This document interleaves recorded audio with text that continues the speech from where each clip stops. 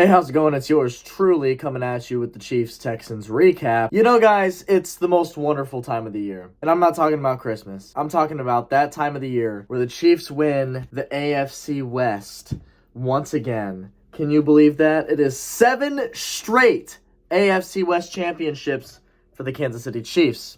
I don't know what that means in record terms. I believe they tie the streak of longest consecutive run of division championships.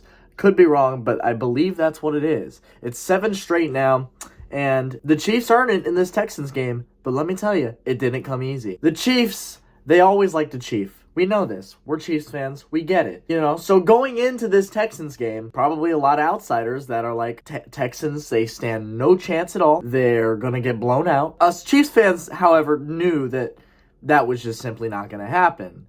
Obviously, I didn't think personally it would go into overtime, but I thought that the Chiefs would win by a somewhat close margin, 10 to 14 points-ish. Thought they'd keep it close. Certainly could have been that way if the NFL didn't yet again assign a Chiefs game to the one and only Carl Sheffers and crew. There's a good chance that not a whole lot of people know really any referee names. And it should be that way. If a referee is doing a good job, and if he's just doing a competent job, if he's doing a good enough job to where it's not clearly biased, nobody's going to know your name, because nobody's going to go out of their way to research who you are because they're that mad at you. So, in other words, if you're an NFL ref and nobody knows who you are, that's a good thing. It means people don't dislike you. People really only know your name when you're garbage. And let me tell you, all of Chiefs Kingdom knows damn well who Carl Sheffers is. Everybody. And he definitely had a say in the outcome in this game, because it was just outrageous, the penalties he was calling against the Chiefs, and it being completely one-sided the entire game. And believe me, we'll get into it. The Texans start off with the ball, they go 4 and out, and then the Chiefs would get the ball, and they would punt. After 7 plays, they would punt. So the offense isn't helping themselves. The Texans and Chiefs would then both go on back-to-back 3 and outs together, and then the Texans strike first. On 2nd and goal, Davis Mills throws to Teagan. I'm not even going to try to pronounce that. The dude's first name is Teagan. I've never heard of him, but his first name is Teagan. I don't even know how to say his last name. It's an 8-yard pass, and the Texans are up first. It's 7-0. The Chiefs would get the ball back, and they would respond in a jiffy. It's a Jerick McKinnon pass from Patrick Mahomes for 20 yards, and the Chiefs respond right back. So the Texans get the ball back. They run 6 plays. They do nothing. They punt. The Chiefs get the ball, and on the very first play, Isaiah Pacheco fumbles. He gets the carry, and he fumbles. So he's human after all. We get a mistake from Isaiah Pacheco, who to this point has done really good for the Chiefs. He fumbles. But it's hard to be mad at him because he doesn't really do that. I mean, he's a rookie, I get it, but we haven't really seen him do that. So he fumbles it. The Texans turn that opportunity into a touchdown on the second play of their drive after that turnover. 2 plays after that turnover, Davis Mills takes it himself for 17 yards all the way to the end zone. 14-7 Texans.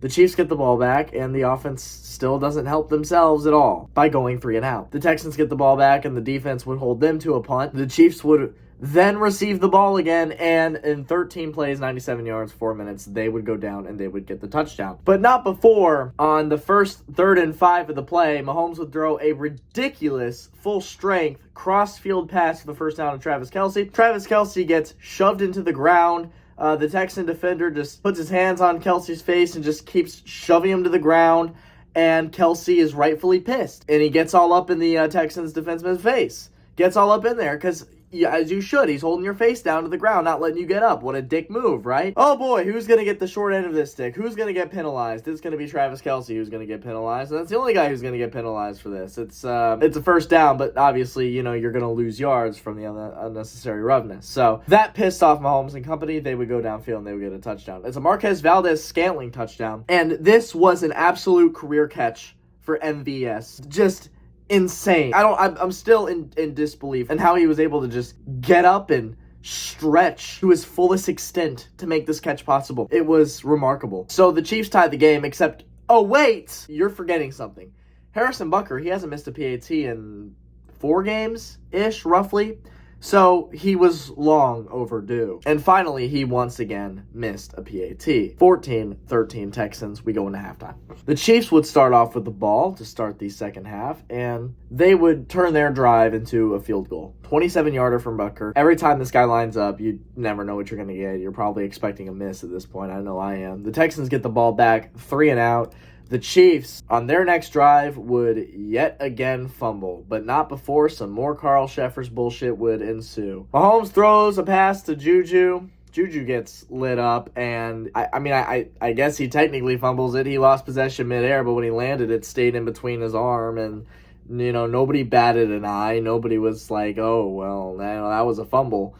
And on this exact play, we would get a blindside blocking penalty on Jerick McKinnon, except, well, this is it, and I don't know if it's just me, but I don't see any blind side to this at all. The Texans defender, he saw Jerick McKinnon coming. He prepared to hit back. I don't really understand how you could call that a blindside block when the purpose of a blindside block is when you're pushing somebody who can't see you. So that happened. Oh, and by the way, Houston challenged that Juju did in fact fumble it, and then, they went over and they're like, oh, well, yeah, I guess he did. So they gave the Texans the ball. So that's 2 fumbles for the Chiefs today. The turnovers, it's the same story every week, I feel like, with this Chiefs team. Every week, they sit there in the post-game press conference after barely pulling out a W, and they say, oh, it was a great team win. We have things to improve on, though. We can learn from it. We can get better from it. I don't ever see that. I don't ever see improvement. I don't ever see them getting better from it. It's the same story every week. They do the same stupid shit every week. Turnover after turnover. Harrison Butker missing field goals and PATs. You can't. They're just an inconsistent offense. And they can say all they want that, oh,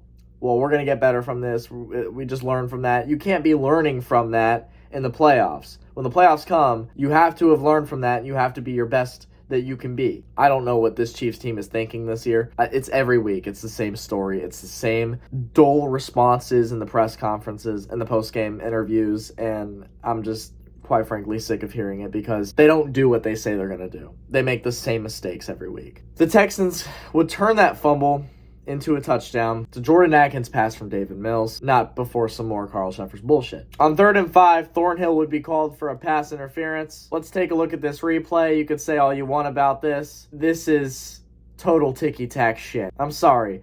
Thornhill turns around, looks for the ball. He's got a little bit of a hand on the receiver. Other than Jalen Ramsey and Eli Apple, when do you ever see cornerbacks not putting their hands on a receiver? It's a part of the defensive game.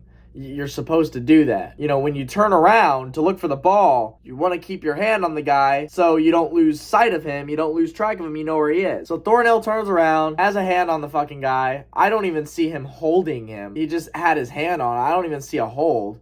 Like, I'm looking right now. I'm trying to find a hold, and I don't see one. I just see his hand on his back like this, and they call it pass interference, and the Texans get a ball in fantastic positioning. The very next play, on 1st and 10 at the KC 15, the very next play, the Chiefs would be called. Thornhill, on back-to-back plays actually, Thornhill again would be called, but this time not for pass interference, this time for illegal contact, which is weird because I haven't heard an illegal contact penalty call by any other ref crew all year, yet I've heard multiple in this game from Carl Sheffers. Let's take a look at what crime Thornhill committed on this play, shall we? Okay, so here's number 4 for the Texans, and it looks like he's going to go up to Thornhill and push him out of his way, and that's illegal contact on Thornhill apparently.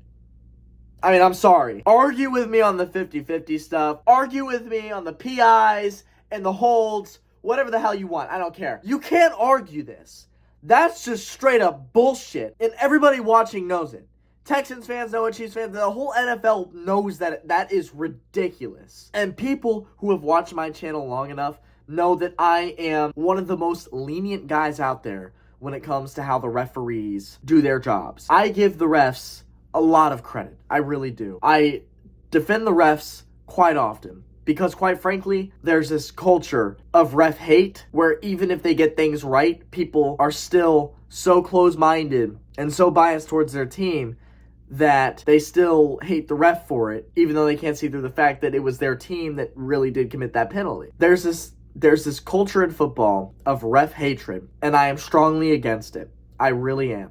I defend the refs a lot more than most people do. But when I tell you Carl Sheffers is just downright terrible, I mean it. This is not an illegal contact on Thornhill. This is just blatant discrimination of the Chiefs. So the Texans would get a 1st and goal at the 10 automatically. And in a couple of plays, they would get the touchdown. It's a Jordan Atkins pass from David Mills, 12 yards. It's 21-16 Houston. And this pisses off the Chiefs. It pisses them off to the point where they would go downfield to get the touchdown. In 4 minutes, 28 seconds, 84 yards, 9 plays. It's 2nd and goal. It's a Patrick Mahomes 5-yard rush.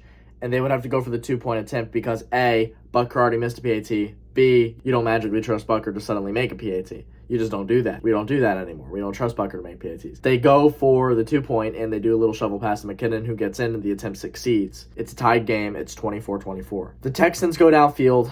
They get a field goal. And there was not a single penalty called on this entire Texans drive, except actually, yes, there was one, and it was on the Chiefs.